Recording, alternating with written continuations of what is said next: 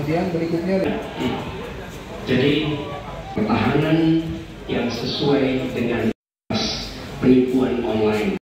Pak Prabowo saya hormati, ini bukan soal tidak jelas dari mana kita bisa menilai akurasinya. kita menginginkan siapapun presidennya, tetap pemekaran Cirebon Timur harus terjadi.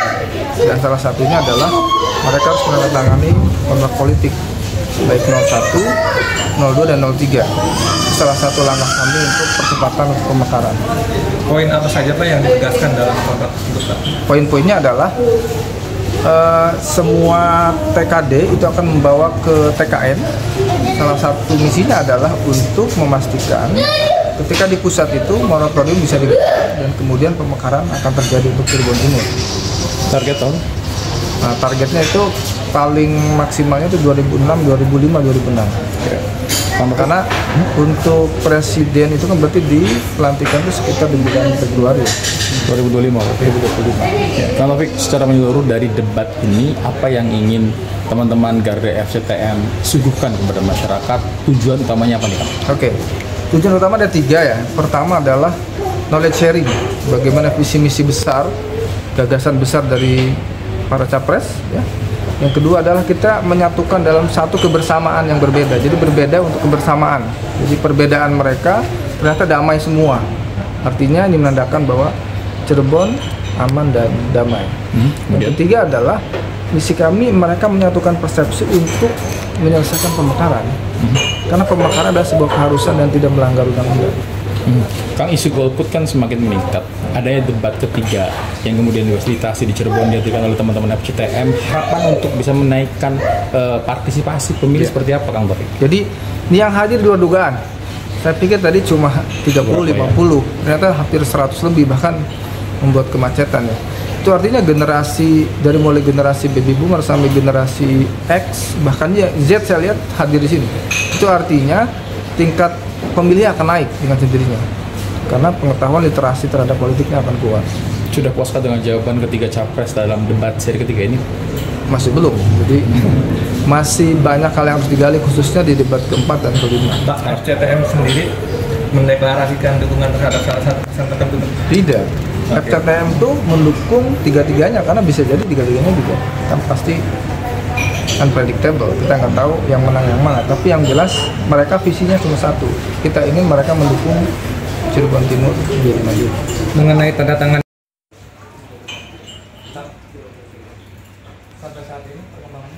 Dev Laksono melihat debat kali ini secara menyeluruh seperti apa nih Bang tanggapannya Bang? Ya, perdebatannya cukup seru ya. Nah, karena agak sedikit ada pemahaman tentang defense ya, industri, tentang sistem pertahanan kita yang dikuasai full oleh Pak Prabowo, akan tetapi sepertinya coba untuk diputarbalikan oleh Paslon 1 ya. Sehingga ada pemikiran-pemikiran konsep yang mungkin dianggap populer oleh Paslon 1, padahal sebenarnya itu jauh dari fakta. Dan ini Pak Prabowo dengan kemampuannya, dengan gaya diplomasinya, dengan juga sifat militeristiknya menyampaikan fakta sebenarnya. Nah, jadi yang disampaikan beliau itu adalah fakta yang sesuai di lapangan dan apa yang sudah dijalankan, dikerjakan oleh pemerintahan saat ini dengan tujuan adalah untuk mempertahankan kedaulatan dan juga memperkuat sistem pertahanan kita. Kira-kira gagasan-gagasan yang diberikan, terus kemudian pertanyaan, akankah memantik para masyarakat, all golongan, all generasi untuk sumringah menyalurkan hak pilihnya? Saya yakin masyarakat menjadi semakin lebih terbuka wawasannya, semakin lebih paham akan fakta sebenarnya dan akan memperkokoh atau bahkan bisa lebih menarik basis suara baru pada paslon 2. Bang Dev kan masih kalangan muda.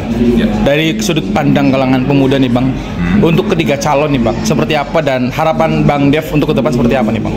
Ya, tentunya setiap dalam pemilu itu pasti terjadi perdebatan atau pergesekan. Nah, tapi yang penting itu masyarakat sudah semakin lebih dewasa dan juga semakin bisa menerima para paslon paslon-paslon dan juga bisa lebih memberikan putusan yang terbaik, dan kita tetap mendukung untuk mensukseskan pemilu ini dan juga memenangkan Pak Prabowo Presiden.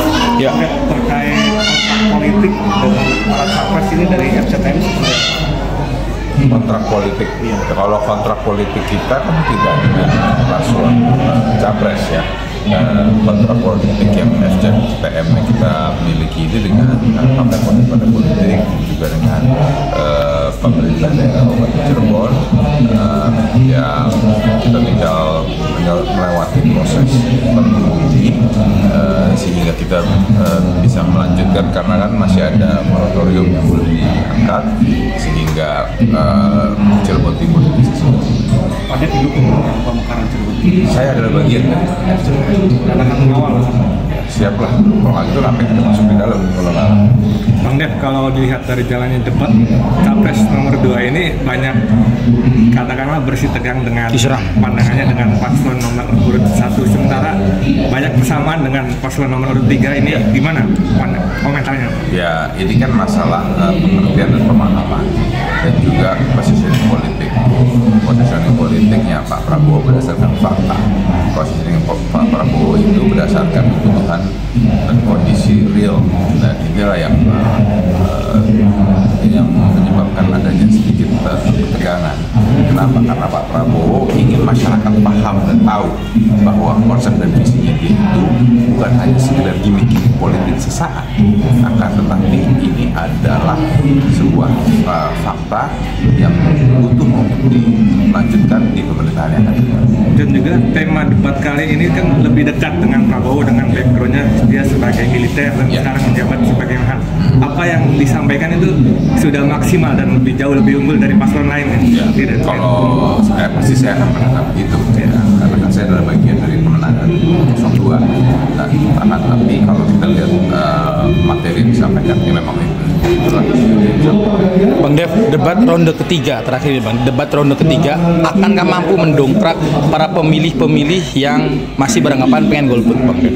Ya, kita harapkan begitu dan akan, tapi saya juga yakin bahwa debat ini akan semakin membuka pandangan masyarakat bahwa paslon 02 adalah yang terbaik. Himbauan untuk masyarakat Bang agar semuanya tidak golput dan ya, tentunya pertama masyarakat jangan bersikap apatis, jangan ragu untuk lebih proaktif mencari tahu. Kenapa? Karena informasi tentang masing-masing paslon, baik calon presiden ataupun juga calon legislatif, tersedia di jumlah yang sangat banyak di media sosial ataupun juga di dunia cyber, dan kita harapkan pemilu ini bisa berjalan dengan baik dan menghasilkan yang terbaik untuk masyarakat. Terima kasih Bang Dev. Ini mengenai strategi kampanye Gemoy, sejauh ini evaluasinya apa memang sudah efektif untuk menggait kalangan muda? Terdapat korelasi yang kuat lah dengan strategi Gemoy, dengan masyarakat semakin simpati terhadap paslon. Terakhir Pak Dev, Pak Prabowo kapan ke Cirebon? Kalau jadwal sih tanggal 22 ya. Lokasi di mana Bang? Belum tahu, tapi saya kan cuma tahu jadwal tanggal 22. Teknis ya. Terbuka itu. Baik, thank you Bang Dev. Bukan dalam pertemuan-pertemuan lain yang tidak jelas dari mana kita bisa menilai akurasinya. Jadi menurut hemat kami, bila ada di antara kami yang faktanya keliru, Bapak tunjukkan. Tapi kalau Bapak tidak menunjukkan, berarti memang faktanya benar. Itulah kenyataan yang ada di lapangan. Dan ini juga yang selalu kami gunakan. Pak Prabowo saya hormati, ini bukan soal pribadi, ini soal negara, ini soal policy. Penjelasannya ya di penipuan online, bagaimana ancaman atas peretasan, bagaimana ancaman. Pak Prabowo atau ada 2 menit? Ya, jadi kita butuh pertahanan yang sesuai dengan ancaman nyata yang ada di depan. Kemudian berikutnya dengan 0 yang bukan 01